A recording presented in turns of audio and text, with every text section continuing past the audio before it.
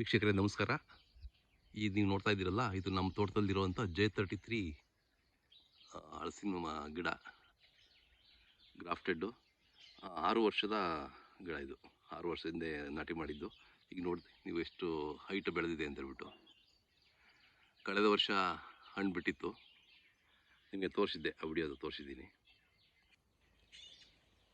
ಈ ವರ್ಷ ಇದು ಮೈ ತುಂಬ ಕಾಯಿ ಬಿಟ್ಟಿದೆ, ನೋಡ್ತಾ ಇದ್ದೀರಾ. ಸುಮಾರು ಒಂದು 20 ಕಾಯಿ ಕಾಣ್ತಾ ಇದೆ ನನಗೆ, ನೋಡ್ತಾ ಇದ್ದೀರಾ. ಮೇಲೆ ಅಲ್ಲಿ ಸುಳಿವರೆಗೂ ಬಿಟ್ಟಿದೆ ಕಾಯಿಗಳು. ನಾನು ಎಣಿಸಿದೆ ಒಂದು 20-22 ಇದೆ. ಬಟ್ ಇಷ್ಟು ಹಣ್ಣು ಆಗುತ್ತಾ ಅಂದರೆ ಈ 6 ವರ್ಷದ ಗಿಡಕ್ಕೆ ಇಷ್ಟು ಹಣ್ಣು ಬಿಡಬೇಕಾ ಅಂತ ನನ್ನ ಒಂದು ಜಿಜ್ಞಾಸೆ.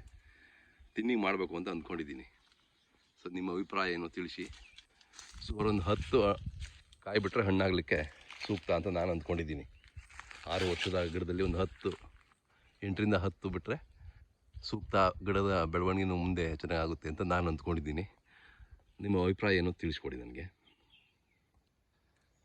ನೋಡಿ, ಈ ಗಿಡದ ಬುಡದಲ್ಲೇ ನಾನು 4-5 ಕಾಯಿ ಕಾಣ್ತಾ ಇದ್ದೀರಲ್ಲ ನೀವು. ಸೊ ಒಂದೇ ಕಡೆ 4-5 ಬಿಡೋದು ಬೇಡ ಅಂತ ನಾನು. ಸೊ ಇಲ್ಲಿ ಒಂದೇ ಇದರಲ್ಲಿ 2 ಇದೆ, ಅದರಿಂದ ಒಂದು ತೆಗಿತಾ ಇದ್ದೀನಿ. ಇಲ್ಲಿ ಇದು ತೆಗಿತೀನಿ. ಈ ತಳಿ ವಿಶೇಷತೆ ನೋಡಿ, ಒಂದೇ ಕಾಯಿ ಇರೋದಿಲ್ಲ. ಸಾಮಾನ್ಯವಾಗಿ ಎಲ್ಲ ಕಡೆದು 2-2, 3-3 ಇರುತ್ತೆ. ಒಂದು ಗೊಂಚಲು ಥರ 2-3 ಕಾಯಿ ಒಂದು ಗೊಂಚಲದಿರುತ್ತೆ. ಅದು ಈ ಒಂದು ತಳಿಯ ವಿಶೇಷತೆ ಅಂತ ನಾನು ಅಂದ್ಕೊಂಡಿದ್ದೀನಿ.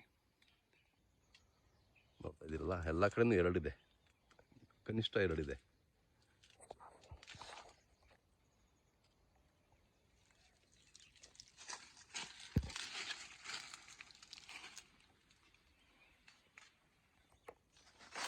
ಸೊ 2 ಇರೋ ಕಡೆ ಸ್ವಲ್ಪ ಇದು ನೋಡಿ, ಇದಕ್ಕೆ ಕೊಂಬೆ ಚಿಕ್ಕದಾಗಿದೆ, 2 ಬಿಟ್ಟಿದೆ, ಅದರಿಂದ ಒಂದು ತೆಗಿತಾ ಇದ್ದೀನಿ. ಇಲ್ಲಿ ಕೂಡ ಅಷ್ಟೇ ಸೇಮ್, ಇದೊಂದು ಚಿಕ್ಕದೊಂದು ತೆಗೆದು ಬಿಡ್ತೀನಿ. ಇದು ಸೊ ಒಂದು 5-6 ಪೀಚ್ಗಳು ತೆಗೆದುಬಿಟ್ಟಿದ್ದೀನಿ, ತಿನ್ನಿಂಗ್ ಅಂತೀವಲ್ಲ ಆ ಥರ. ಸೊ ನೋಡೋಣ ಈ ಉಳಿದು ಹೆಂಗೆ ಬೆಳವಣಿಗೆ ಆಗುತ್ತೆ ನೋಡಿ. ಇನ್ನೂ ಮೇಲೆಲ್ಲ ಕೆಲವು ಇದ್ದಾವೆ, ಅದು ಮುಂದಿನ ವಾರ ತೆಗಿಯೋಣ ಅಂದ್ಕೊಂಡಿದ್ದೀನಿ.